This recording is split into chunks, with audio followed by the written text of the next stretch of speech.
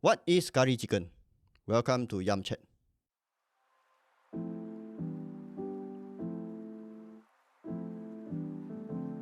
Hello, Yahoo.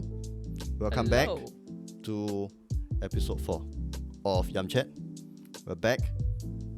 Today we'll be talking about, of course, New York Times Singapore curry chicken saga. Of course, we have to talk about that. That's the craziest thing that everyone have been talking about, making fun of for the last 2 or 3 weeks, maybe more. Yeah. I think it's almost dying down already. At this point, Yeah. we were trying to talk about it, but Still good to talk about it. Yep. But first, a little follow up from last episode, whereby we mentioned about Chinese New Year and Pen Cai, and how I thought that, I don't remember seeing Pen Cai when I was growing up. Yeah, me neither.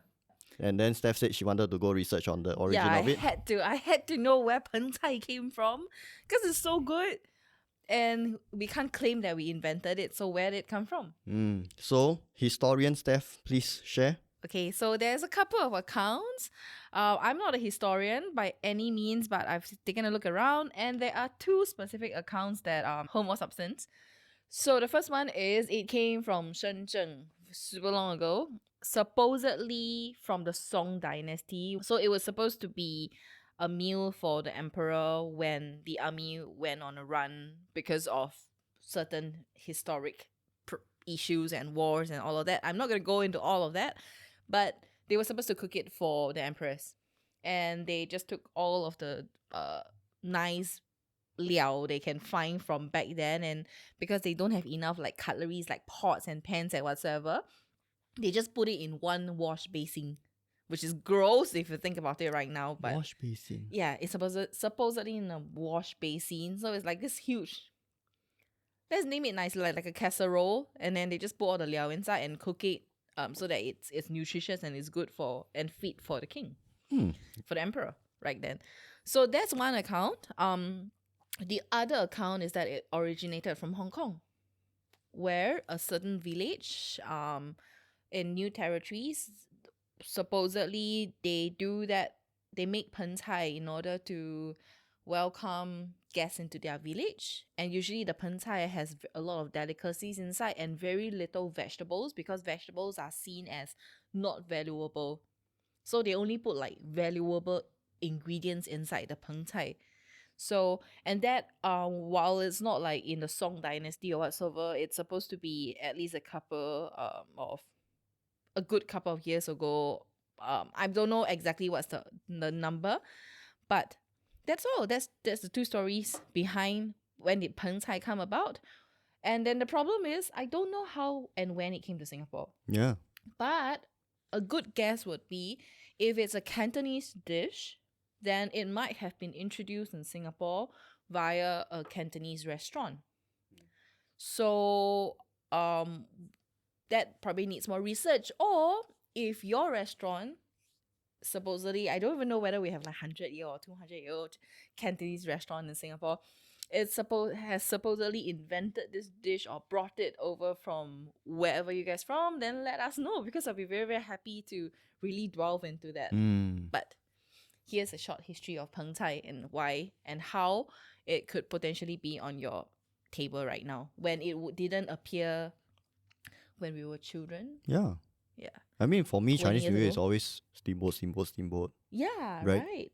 You said it's a Hakka dish. Yeah, it was supposed to be also from a Hakka dish, or rather, the way it's cooked is very Hakka related, Okay. where they use poor man's ingredient, but they manage to stew it and combine it in such a way that it becomes a very delicious dish. Makes sense. Yeah, so that's the cooking method, Right. which is why there's so many there's so many history behind Pen Cai, like whether it's from the Song Dynasty, whether it's a Cantonese dish, whether it's a Hakka dish or Hakka style of cooking. At this point of time, it's really hard to track back Okay. who made it exactly. Yeah. I think the idea of like putting all this good stuff into a big basin and then cooking it, it's quite interesting lah. Cause like I was telling my dad about the pen cai thing as well, and he said that pen cai used to exist, even in older times in kampong days, but not as a Chinese New Year thing. Yeah. It used to be a banquet thing, whereby after a wedding banquet or whatever, birthday banquet or whatsoever, they take the leftovers and then bring it back to the kampong, stew it, and then share it with the kampong. So it's a very communal, good vibe, unity thing. It's the same. It's the same story as the new territories in Hong Kong. It's the same. It's what the village did. Oh, okay. So it could, yeah. Then it could come from there as well. Perhaps. Who knows, right? So at this point, we're leaning closer to the new territory. Yeah, sort of like, thing. on how it comes to Singapore. Mm. Like, of course, if you really want to track back on history and all of that, like where did ramen come from and all of that, you know what? It's gonna be a fight. Okay, so we're not gonna do that. But how did it get to Singapore? I would assume it's via the Cantonese Hong Kong to Singapore way, because Cantonese food is pretty popular in Singapore as well, and I think we have a very strong Cantonese community here as well. Right. Yeah. Interesting. Okay, so biggest news, biggest happening online for the last 2 or 3 weeks have been about New York Times Singapore chicken curry. Yep. So what happens is that New York Times published this recipe and video on their recipe site called NYT Cooking. Right. Title is very straightforward, Singapore chicken curry. Yep. Right? So that's the expectation. There's an expectation, especially for Singaporean like us. Yeah, where we like to argue a lot about food. Right? We're very proud about our food, very Yep. particular about food. So when we looked at it, it's nothing like chicken curry. I've never seen something like this. It's watery. Yep. It's very brownish. But it's not a good kind of brown. It's not like the Japanese curry kind of brown. Yeah. It's like an in-between. So when they published the video, comments were terrible. Comments were calling it longkang water. Dishwasher. SOS Uncle Roger. Yeah, you want a Malaysian guy with a Hong Kong accent to make fun of your Singapore chicken curry. Woo. Woo! So international. And it spurred on like some other memes from other agencies. For example, HDB is telling you if your curry chicken is bad, just leave it be, don't pour it down the drain. Because you know when you pour oil down the drain, it coagulates and then it chokes. I love it when like HDB or like government agencies, they have sense of humor, you know. Is there any other? My memes? my favorite is from Woodlands West MPC. Wow, that's very far. Very straightforward. Spot the signs early. Don't be a scam victim. Wow, this one is this burn. Oh, This burn. it burns as hot as the curry they made. Oof. Wow, nice. So painful, man. I'm sorry. I have to apologize to the Taipei-based journalists. No hate. No hate. We're not hating on you. We're Yeah. hating on the article. At first, when I saw the video, On the video, sorry. at first when I saw the video, when I saw the recipe, right, I thought, is this another case of Singapore noodle? Have you seen Singapore noodles overseas? Yeah, I have eaten it and it's basically bihun, curry bihun, Yes. which sounds nice when I It's- say it out like that, But it's not Singapore noodle. Yeah. What is Singapore noodle? There's nothing. We don't have Singapore noodle. A few weeks later, turns out the originator of that recipe stepped out and said that actually, this is not curry. The recipe was for biryani. And it was strange because I was reading an explanation and I got very, very confused about that explanation because it was saying something like it was parts of it is taken from a chicken biryani recipe. So what do you mean by that? So what are you trying to make? You're trying to make part of a chicken biryani? Then is it you're trying to make the chicken biryani and then the curry sauce to be something else? Is that it? Like I wasn't super clear, but I infer that that's what they're trying to do, which is it's still not Singapore curry. Yeah. And when I look at it, right, the video, now that I look at it, it looks like there are parts of it that could have been chicken biryani. Yeah. Basmati rice, curry chicken, pour over, Singapore chicken curry biryani. Yeah. I guess. Yeah. Still I not guess. Singapore chicken curry. So what Yeah. is Singapore chicken curry? There's so many curries in Singapore. Yeah. You got your Nyonya curry, Mm-hmm. Ayam Cleo, which doesn't use any curry powder. I just learned. Yeah. So amazing. Then you got your typical Chinese curry, Mm-hmm. Indian curry, Assam? Was it? Assam curry. Yeah. You got Eurasian devil's curry. Mm-hmm. So many versions, so many varieties. Malay curry alone has so many variations of it. Yeah, that's the thing. That's the What thing. is Singapore curry? I guess the thing is because even ourselves, we're not exactly sure what exactly is Singapore curry. Maybe we have an image in our mind which is like a beautiful orange color. Yes. Like no matter where it came from, it's gonna be that particular color. We maybe personally we're not even sure, but when we saw the video and we're like, that's not it. This So ain't it. like this, at the very least, I don't know, you can call it a curry recipe, and it might not have gotten the backlash Yes. it's gotten, to be honest. Definitely nowhere near Yeah. what we expected of chicken curry. I mean, I'm still happy that different people and from different countries, they're trying to explore cuisines from other countries. I'm a bit ambivalent about it, to be really honest. Like, I'm not particularly cheesed off at this article, this video. But at the same time, it's how do we draw a line? Like, we don't want to bully her, so but then at the same time, we want to be like, can you please do your research properly? I find it a bit hard to balance. Which is worst? Making the wrong Singapore curry or using kim chua for decorations? That was hilarious though. Kim chua lah, kim chua. It's still kim chua. Yeah. If you think about it, okay, for me it's kim chua. I mean that's death. That's like death related and all. What do you think? I'm curious. I think they're all pretty bad. But it feels like, I mean, they're both bad. They're both bad. They're both bad, right? Because there's no malice in any of them. Yeah, there's no malice. It's not like saying Singapore chicken curry is weak or what. It came from a form of appreciation. Yeah. I like it so much, I want to recreate it for our audience. It came from a place of appreciation, but so if I were to appreciate, for example, South African food, based on my 16 days in South Africa, this is what I ate and I really love it and I'm trying to recreate this. I want to share it to Singapore audience. And then I mess it up because I thought that that's what I had. You know, they had these over there. They added coffee powder inside. Oh, I'm just anyhow saying. I'm not saying that South African food has coffee powder in it. Oh, they added it, and I came back and I was just like, I added it, and it was great. And then halfway across the world, people start flaming me for, how dare you say we put coffee powder in our food or something like that. Then how would I feel about it? All I wanted to do was to appreciate your food because I love your food from your country. At first, I thought it was a case of like the recipe and the person cooking were different. I think there was a case of it with that's how Uncle Roger became a thing. Fried rice, yeah. No, the coriander and the rice. Oh yeah, Right? Yeah. Oh yeah. Because the recipe was written by someone else and the person who did the recipe is not hers. Plus, the person on video was known as a chef or foodie person herself. Yeah. I forgot the name, I'm sorry. She's just following the recipe as it. Yeah. And then Uncle Roger was pissed, blah blah blah. He became famous. Yeah. At first I thought it was that. Okay. I don't know if it's the case for this. Yeah, there's a lot of like we don't know what happened. Because in this case the recipe is correct. It's the person Yeah. following the recipe did it wrong. Yeah. Oh well. Next time do your research. Yeah. And in any case, this actually makes me feel like having chicken curry despite it all. So Yes. maybe it works. Yes. This episode we are featuring drinks from coco.cado.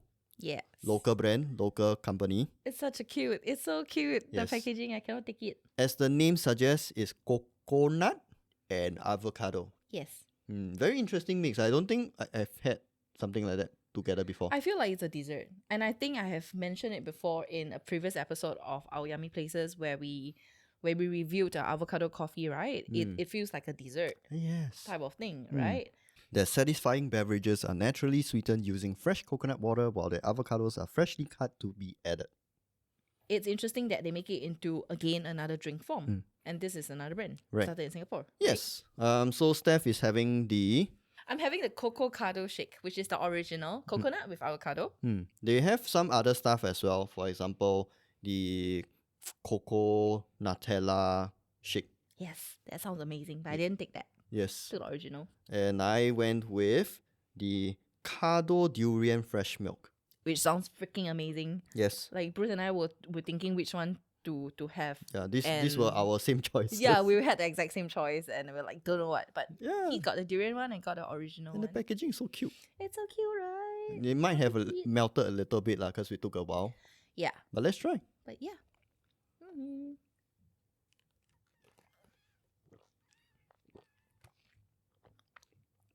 Wow, the It's durian very gao. I was just saying mine is very light. Ah. Light in a sense of like very good summery drink kind. Hmm. Yeah, it's a very middle balance between coconut and avocado. I Yeah. would say mine is a very, very middle balance between avocado and durian. It's like they put 50-50 of everything inside. Yeah. It's nice. I like it. The durian is the real deal kind of durian. I think if I close my eyes, I can imagine the flesh of the durian. But it's not in the in texture, it's the flavor. Yeah. And the avocado sort of balances it out. If not, it becomes very heavy, very gelat. Yeah. But right now I'm chewing on coconut beets, I think. Is it a coconut or avocado? I'm slightly confused, but it's nice. Moving on. Yeah, moving on. That's a little bit more light-hearted news lah, huh? Yeah. Just recently, and I actually saw this on TikTok itself. Mm-hmm. British lady was teasing her boyfriend by calling Yu Sheng salad. According to her, I'm having salad for lunch. It has radishes, Highly nutritious. croutons, Croutons. and sausages. We love it because I was fine with it at first. Yeah. I mean, yeah, it makes sense. Yeah, Yu Sheng is salad. Sure, by all means, I'll eat more salad then. Chinese salad. We love Yeah, it. but when you call a pork crouton, okay, never mind, a little bit triggering. Then it gets to sausages. She picked up lapchong. And But some actually, sausages. Lapchong is a sausage. Yeah, but do you put lapchong in your Yu Sheng? No. I just realized that. Yeah. Okay. So there's two problems with this. No, there's two talking points. Not a problem. I'm sorry. There are two talking points to this. First, Yu Sheng, is it a salad? And second, is there supposed to be lapchong in Yu Sheng? Oh my god, I've never seen it before. Oh wait, she picked up bak kwa as a sausage. Still, it's not in Yu Sheng. Nobody puts bak kwa or lapchong in Yu Sheng. Yeah, I've never in my life had that in Yu Sheng. I wouldn't even eat it together. Like, yeah, they're separately, okay? I know they mix it together in our stomach after that, but it doesn't matter. You eat it separately first. yeah. But yeah. So the question is Yu Sheng a salad? It is. I would say by definition. Okay, definition of Yu Sheng. Veggie sauce. Maybe some carbs. Maybe some proteins. So Yu Sheng technically is fish. It's radish salad with fish. Yeah. Right? Essentially, yes. Yeah. Going by that theory lah.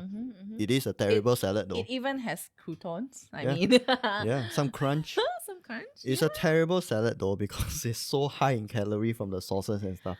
True lah, but I mean Caesar salad is also kind of high calorie lah. Yeah. So if you right? can call Caesar salad a healthy salad, so is Yu Sheng. Well, then a lot of other things can also be salad. Poke bowl. Poke bowl? Yeah. Poke bowl with a rice. Poke bowl with a veggie one. Yes. With quinoa. I guess. salad? Yeah. Because I usually mix up everything and then eat it as it is. Still, yeah, mix up everything. Poke salad. Yep. Poke salad.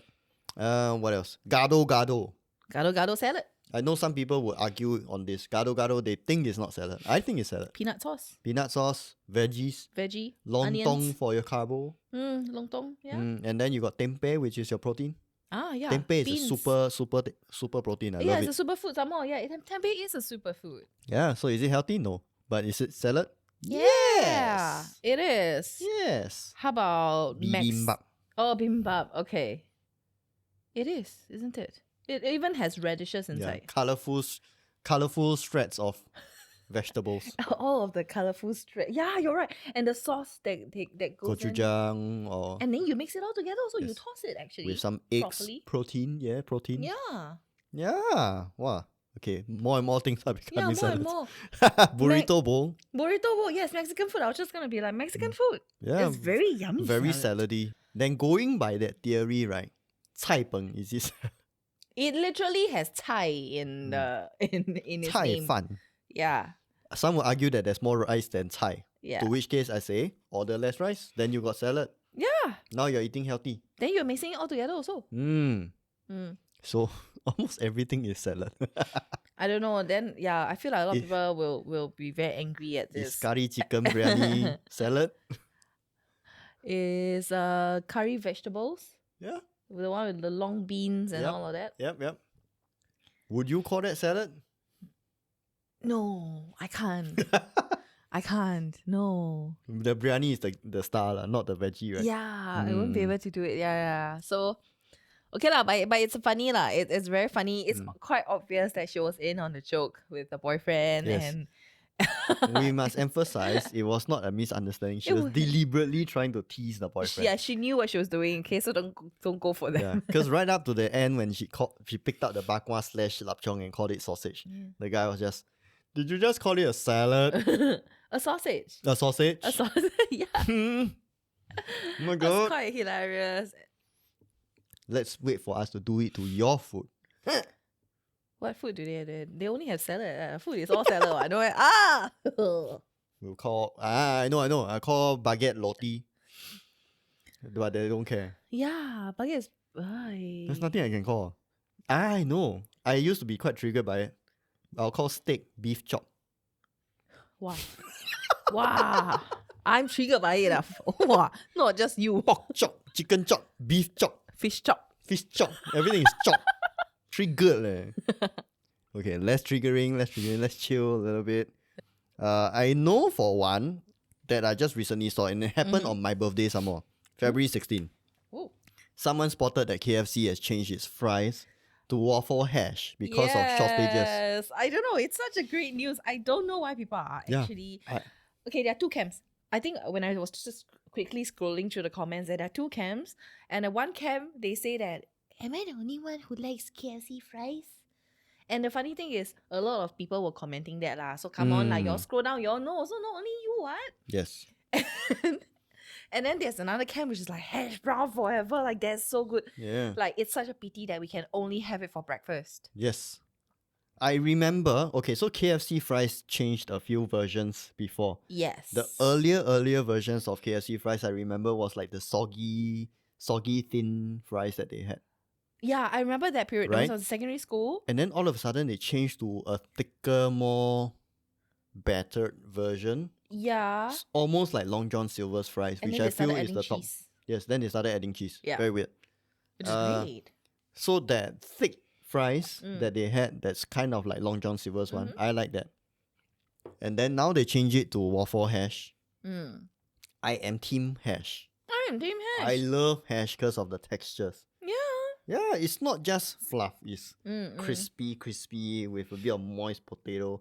So good, they should put it in the menu. Yeah, between hash brown and French fries, I feel that with these two potatoes, hash brown is clearly the superior potato. Yes. And since we're on like hash brown, it's usually only available in breakfast, right? Yep. And KFC recently relaunched their breakfast set Okay. because they want people to know, like, hey, we got breakfast, we got breakfast and it's good. And I have to say, I always love KFC breakfast, especially the porridge. I don't know why. The porridge is just very, very comforting. I had it when I was a kid. I think they didn't have it after a short while. And then it came back. And I Yes. think right now they're just like relaunching and trying to make like your morning unboring again. That's actually their tagline. So which I don't know, it just got me thinking that yeah, it's true, there's a team of people who don't eat breakfast, right? And then there's another group of people who, like me, love breakfast, but they're a bit, sometimes I don't really want like local food. And I don't really want McDonald's breakfast either. Like, what other breakfast place that opens at 5 or 6 a.m. for breakfast? And I think KFC is one of them. And it's very, very underrated. So what's in the relaunch? What are some new stuff that they have? It's actually some of the old stuff. It's actually what they did was they did a survey and they got all of the favorites from all these people, all this survey, right? And then they just put all the favorites together and just like, here's 4 items on our menu that's the most popular one. I would imagine there's wraps. I'm imagining porridge. Porridge, there's basically porridge wraps, which is what we love KFC for. They also have this platter thing. Everyone loves a platter. Everybody loves a platter, so that's standard. And they have a burger as well. Okay, quite standard, but yes, happy to have porridge. Happy to have porridge in the morning. Specifically KFC porridge. I am obsessed with that. I have no idea why. Right. Yeah. I mean, of course, there's also other fast food breakfast that we all like lah. Yeah, correct. Let's do a little quick activity. Let's Mm-hmm. rank our favorite fast food breakfast.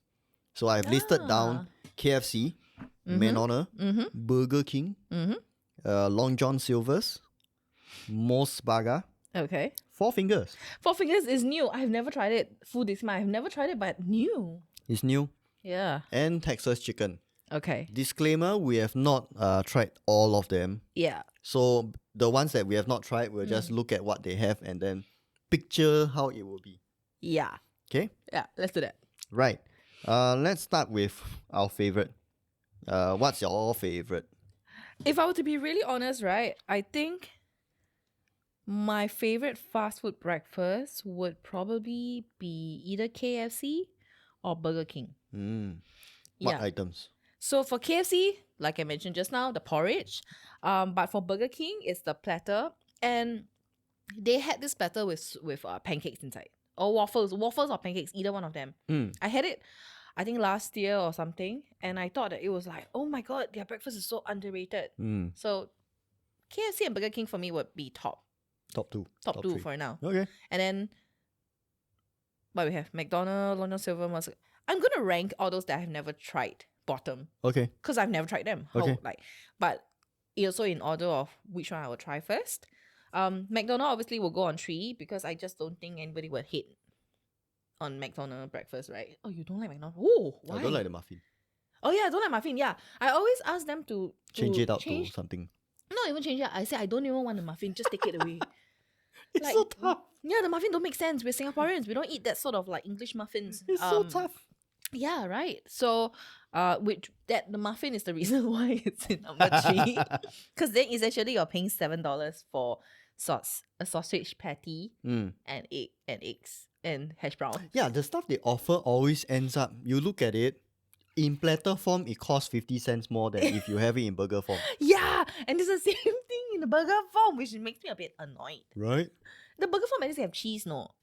The platter form don't even have cheese. Then you and charge you have 50 to cents spread more. your own sauce or whatever. Yeah, you see, we are keeping track. Okay, we really eat a lot of fast food. Oh, no, Yeah. that's terrible. Anyway, 3 McDonald's, and because the rest I have never tried their breakfast before, I would put Four Fingers first Right. because I really want to try Four Fingers breakfast. Like, wow, Yeah, it looks good. you're right. And probably Long John Silver's, Mm. Texas, then Mos Burger. I'm sorry, Mos Burger. Mm. You? What about you? Top I will put Long John Silver's. Really? Yeah, That good? you haven't tried it before. I've never right? tried it, so I put them below because I've never tried it before. I first took notice of Long John Silver's breakfast when I saw it on the banner ad lah. It's they are mostly pushing out thick toasts, very thick, like 1 inch thick bread toast, sandwich toast, and like the combination just makes sense. It's very familiar. We have our toast in the morning as well. Yeah. But then in between is like chicken or whatever. Okay. So it's a very good breakfast for me lah. I love it. right. Nice, buttery, Do they oily. still have it now? I'm pretty sure they still have it. Oh, Mm. okay. I have a soft spot for Long John lah. Oh, okay. Yeah. Back in the days when they bury the fried chicken in crumbs. What? Back in the day when crumbs were like free flow like that. Just you Oh want my crumb? god, you're right. Yeah, I totally forgot about that. Yeah, then you eat until your jaw hurts because of the crumbs. Oh, But yeah, you cannot do that anymore. But yes, Long John Silver breakfast is actually one of my top 3. I really like Burger King as well, especially the platter. I feel Burger King does the platter really well, Yes. especially if you have it there on the spot. Because when they serve it to you, right, it's still covered in like this clear plastic tray cover thing. You lift it up, got steam one, you know. Even now, had they ever changed it to disposable and all? I don't know. Those, I mean, those. Okay, disclaimer, I had it 6 months ago. Oh, okay. Yeah, but still, I love it. If I have a Okay. choice, I will go for it. Sausages are actual sausages. Very salty, very nice. Goes well with the croissant bread. Yeah, that sounds good. They That do sounds good croissant already. which is nice. Mm. Yes, so BK second. Third, I would say probably KFC lah. KFC. Like you say, the porridge, very comforting, very nice. Yeah. If I'm in the morning, I need a fast food breakfast, maybe KFC is one of the options I will go for. Yeah. Followed by McDonald's. Only downplaying it because I don't like muffin. Okay. Pancakes are nice though. The pancakes are nice, yeah. Pancakes are nice. The Yeah. hot cakes are nice. The hot cakes, yeah. Then followed by Four Finger and Texas. I'm curious about their breakfast for both of them. Yeah. But I haven't tried it, so I can't say. Okay. Followed by Moss Burger. Unfortunately, while Moss Burger does their lunch and dinner stuff very well, breakfast is a bit meh. So going by that collectively, I think we can all agree that KFC, Burger King, Long John Silver, okay. No, KFC and Burger King are in our top 2. Yeah. Yes. Same lah, Yes, same lah. yes. KFC Right? Burger King are top 2. Top 2, top 3. I highly recommend you try out Long John Silver's. I feel like I will try that. Yeah. McDonald's is And come like, back in. you can't go wrong. Yeah. But you can't go very, very right also. Yeah. It's a McDonald's safe choice. It's a safe choice. If an entire room, if you ask, do you guys want McDonald's breakfast? They'll say yes. Okay. They won't be like, yeah! Yeah. No, they Yeah. just, okay. We're like, they already know what they want Mm, because we've tried it, and it's but it's quite it's a straight line. yes. It's a straight line. So And then the rest, maybe we have to try it first, then we know. yeah, maybe we can revisit this list when we come back. Yes. Right? Right. Okay, to end things off, Steph, very busy writing articles every month. Yes, yes. I hope you guys are reading them. Yes. If not, we'll link it below this video. Yes, please recommend some of your articles to read. Okay, so for this month, there not a lot, just 2 articles. The first one is we just went past Valentine's Day, right? So I have shortlisted a bunch of romantic spots to bring your date to. And I don't think it's relevant only for Valentine's Day because every day is Valentine's Day if you're with your loved one, right? So if let's say you guys have an anniversary, you guys have a wedding proposal and all of that, there's a couple of there's a couple of bars and restaurants on that list that's very romantic and very good to bring a partner to. Any particular one to recommend? I like all of them, but maybe I would just want to highlight a place with good cocktails, which would be Atlas. Ooh. So I was really quite impressed with Atlas cocktail. Well, but I'm not exactly a very, how do you call it, like high sass person. Right. So like Atlas, I don't know if you guys have been there. Wow, it looks very posh. It's super posh. Gives me a little bit of stress when I walk in if I'm wearing anything less than a dress. Yeah. You know what I mean? The It's place that kind looks of like place. looks like a scene out of Great Gatsby. Yeah. Yeah. Very posh. Yeah. So it's beautiful. The place is undeniably posh looking, luxe looking. The furnitures are amazing and all of that. While I can't really appreciate stuff like that because it makes me feel very stressed if I'm in anything less than a dress. But I am sure that a lot of women would want to feel special if you bring them on a date to a place like this. So Atlas would be a good place, and plus their cocktails are amazing. Like I really need to shout out to the bartenders. I really feel that their cocktails are pretty amazing. The last time I felt like that was at Tippling Club Okay. when I was really truly blown away by the cocktail. For something with a view of MBS maybe, I thought bring your date to the National Gallery, having maybe like spending the half a day over there to walk around, and then ending it off with drinks at the restaurant rooftop bar, which is called Smoke and Mirrors. I thought that's quite a nice idea for a date. I mean, of course, your date needs to be interested in art lah. If she's not, then Still, the view is nice. the view is nice still, right? It's still a rooftop view. So that too, I would recommend. Any other articles to recommend? Okay, so I have an article called Fun Activities to Help You Lose the CNY Food Baby.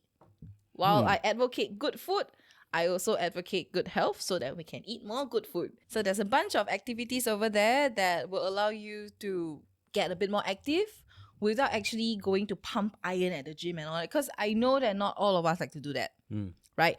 Not everybody likes to run, not everybody can swim, not everybody has a table tennis court or whatsoever, squash court or whatsoever in their house.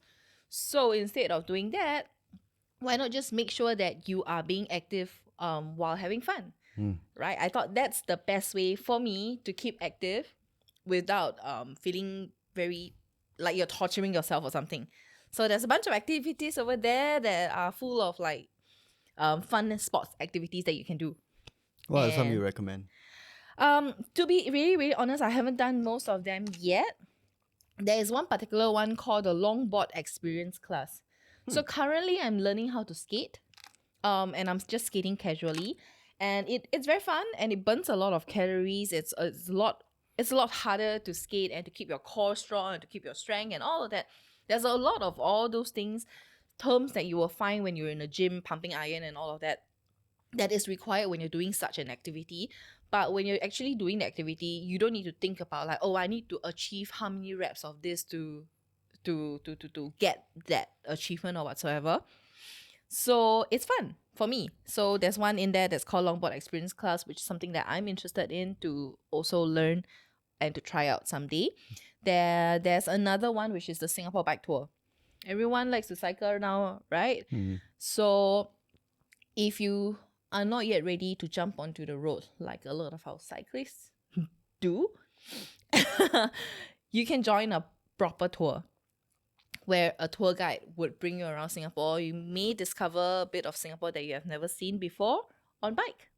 Again, fun way to work out. No need to think about I need to clock 15 kilometers per something hour and to lose this amount of calories. None of those. Just have fun, and you could then lose some of those extra weight that you might have gained. Yes. Links below. Links below. Yeah. And with that, I think we should end our episode today. Yep. If you enjoyed the episode, if you want to share your thoughts about any of what we talked about, please share in the comments below. Until then, we'll see you again next month. Yes. And please like, subscribe, share the episode. What else is there? Hit us up if you have anything to share. Yes. Bye bye.